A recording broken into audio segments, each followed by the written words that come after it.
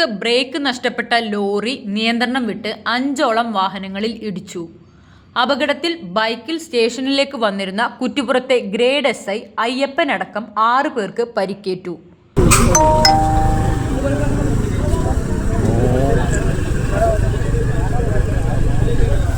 പരിക്കേറ്റ അയ്യപ്പനെ എടപ്പാളിലെ സ്വകാര്യ ആശുപത്രിയിൽ പ്രവേശിപ്പിച്ചു. സാരമായി പരിക്കേറ്റ മറ്റുള്ള 5 പേരെ കുറ്റിപ്പുറത്തെ സ്വകാര്യ ആശുപത്രിയിൽ പ്രവേശിപ്പിച്ചു. വെള്ളിയാഴ്ച കാലത്ത് 7 മണിയോടെ കുറ്റിപ്പുറം പാലത്തിന് സമീപത്താണ് അപകടം.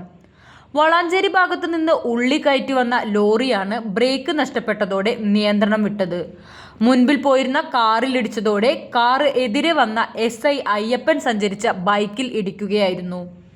നിയന്ത്രണം നഷ്ടപ്പെട്ട ലോറി പിന്നീട് ഇന്നോവ കാറിലും സ്വിഫ്റ്റ് കാറിലും മിനി ലോറിയിലും ഇടിച്ചാണ് നിന്നത്.